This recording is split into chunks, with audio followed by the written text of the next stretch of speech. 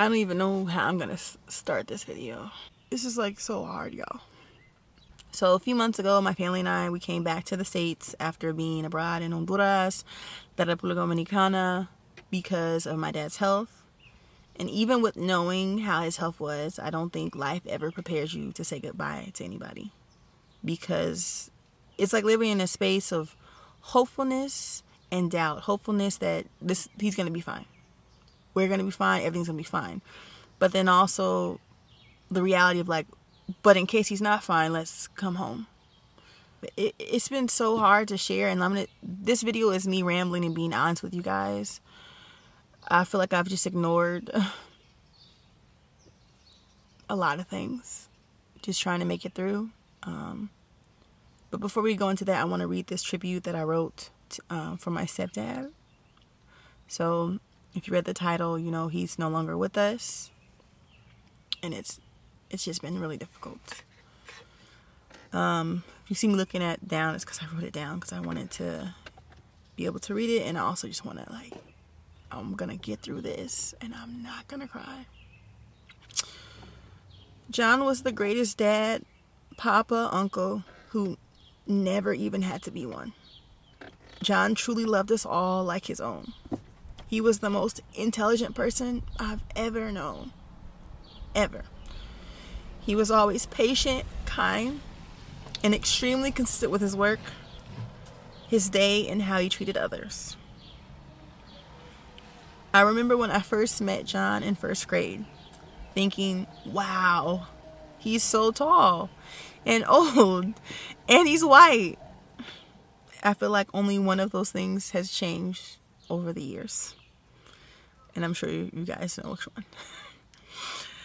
To the world, you and my mom look like the most unlikely duo, but you were perfect for each other, and perfect for me, and perfect for my kids. I don't remember one place in public where people didn't wonder who you were or why I was with you. 5th grade, father-daughter dance at Van Noy Elementary. Riding the BART to the music store in San Francisco. Dropping me off to Spelman, freshman orientation. It was always, who's that white guy? But you never once felt out of place. There are so many things that would be different if you hadn't come into my life. I wouldn't have moved to the Bay Area. I wouldn't have went to Spelman, met my husband, traveled the world. Just my whole existence would be different without you. You made the greatest impact in my life. And all that hurts deeply that you are gone. I'm so happy that you are in a better place with no more suffering. I love you so much, and I know that you're probably living it up with my honey and Papa. I just really wish you didn't have to go, or I wish we had more time. I almost got through with it. I never knew when we came here from Dominican Republic that my stepdad would be gone so soon. And the crazy thing is when we were deciding on coming back or not, I kept going back and forth. Like, well, we can just wait until the summer to come, and then when we'll transition, like let the kids go through the school year, get to know the community in Cabrera, and then we'll come home and spend the whole summer. But something told me I needed to come home. Like, something told us we needed to come home. Like, after really thinking about it, praying about it, we were we need to come home. And it was so hard because I love my community in Cabrera. I love La Esperanza. I miss all those kids. I miss the community. I miss Doña Luisa. It was so hard because I kept feeling like, oh, I'm going to let down my students and my community. We just got there. My kids, we just transitioned from another country again. It was so hard to leave. And that's the thing I don't regret. I'm so happy we came home. Because if we did not come home, we wouldn't have saw him. We wouldn't have saw him because the summer just got here. Just the background about my stepdad, just fiddling in my backpack now. We had ups and downs just like any stepdaughter stepfather relationship. I think I appreciated him a lot more as I got older in life. But I love the way that my stepdad loved my mom. And I think it brought a lot of controversy because black and white, the time will tell. And I think people always, it's funny, people are always surprised when they meet my stepdad because they're always like, you didn't tell me he was white. That, I don't know why that's significant or how is that even supposed to come up? Like, oh, just so you know that my mom remarried and the guy's white. Like, and I mean that from everyone, like black, white, Mexican, people are always like, you never told me he was white. It just never seemed like a big deal to me because that's what he was. That's what he always was. And I don't think people meant it like in a bad way. But if you ever, I think people who are like adopted, like transracial adoption or like biracial or just like me have a step parent, I think people are surprised because I'm so like pro-black. But why wouldn't I be? I'm black. Like, you know, you can be pro-woman without being like anti-man. You can be pro, you know, an ally of the LGBT community without being gay. So just because I'm black, I embrace my blackness, doesn't mean that I cannot be friends with white people or Mexican people and love them for whatever skin color they are. Because that's never been my agenda. My agenda is love all humans. I don't care what you look like. I don't care where you come from. I don't care what your beliefs are. Like, love all humans. Be kind. I think pretty much every religion probably says that. Love all humans. That's easy. Just love humans and be kind. Don't be a jerk. So I think people are always really surprised by that. But I never saw it as a big deal. But also, like, there's an age gap between my parents, which, to be fair, like, you know, black don't crack. So, like, my mom's not, like, super young. But I think because, you know, melanin ages well. Come on. Y'all know I'm not lying. Melanin ages well. And non-melanin doesn't age as well. So I think the age gap always looked older. I think people were always accusing, like, oh, they must be married because of this. It must be the money. To that I say, what money? Like, I grew up pretty, like, middle class. But definitely as an adult, I struggled a lot to get a lot of the things that I do have. I don't know. People just had some crazy hypothesis, but no, my parents just really loved each other, and my stepdad just really loved me, and no one cared what race they were, and that's so hard for people to comprehend that. I don't know why. It just so happens that I was born into this body that's brown, and my husband was born into a body that was brown, and we both fell in love with each other, but that doesn't always happen. We were with John until his very last moment, and just making sure he was surrounded by the people that loved him. If you ever lost someone close to you, there's like these things that you go through. Like, first there's like a shock, like back and forth of like, I'm fine, I'm okay, and then I remember, I just see myself like, I need a break. I need a pause. My thoughts together. I think the first thing when you lose someone, you realize how insane life just keeps going. Like, life does not stop for the living. You know, John passed away and the kids still have to go to school.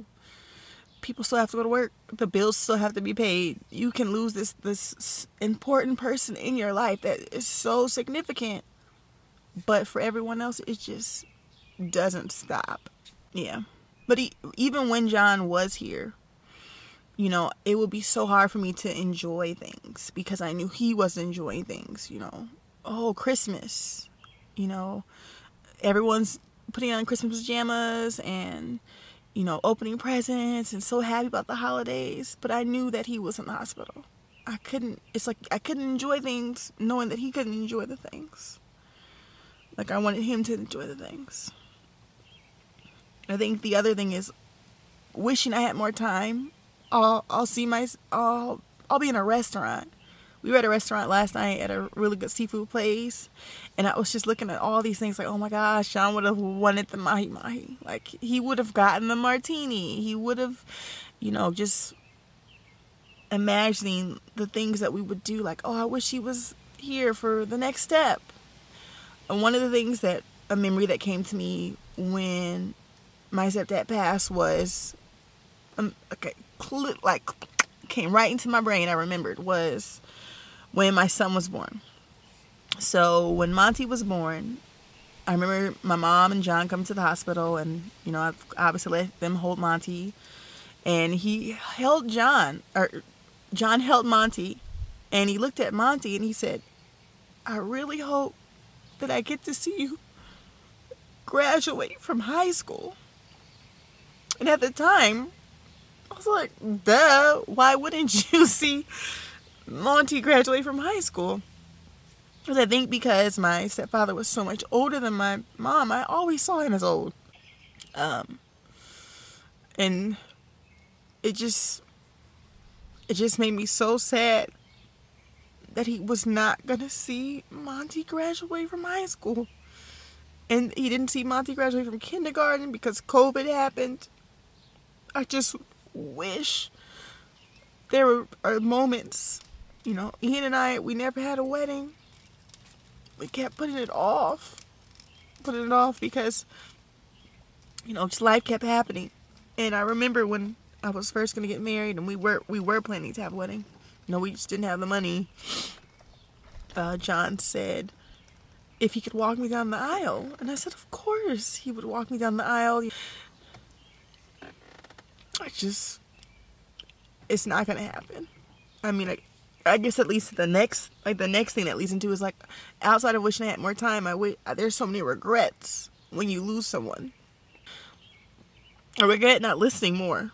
John would tell the longest stories that, when he was trip to England or some vacation, that I'm like, I wish I would have listened more to know those cities or to know those songs he loved.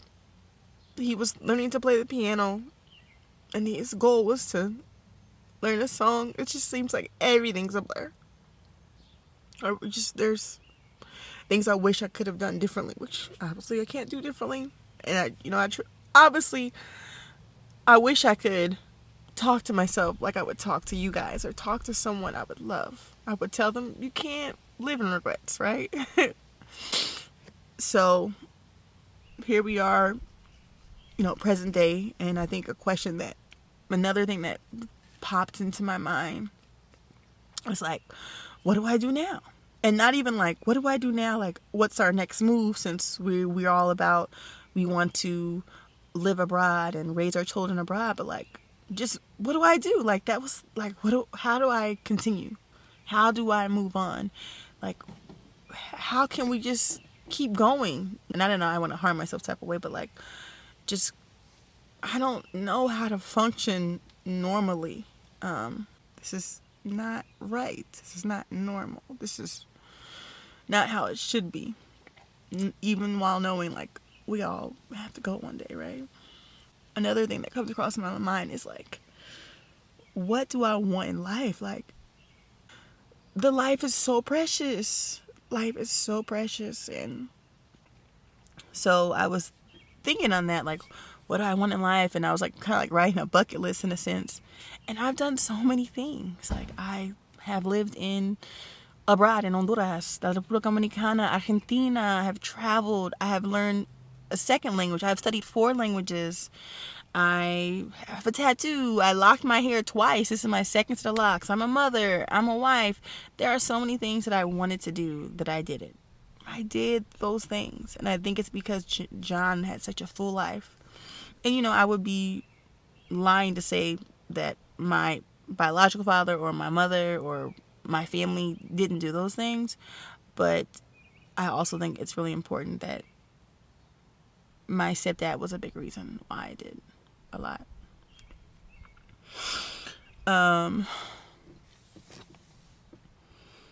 I was so unsure if I was going to record this video.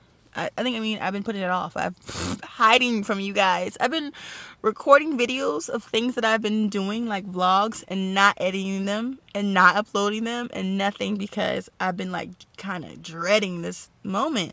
I want to thank you for those of y'all been supporting us, supporting me, the emails. I'm so sorry for the people who've been in our inbox emailing us stuff. I apologize for not responding to you. The people who've been reaching out to us through social media, I apologize. It has been, I just needed to breathe. I hope to upload and some things and tell you about what's going on. Yeah.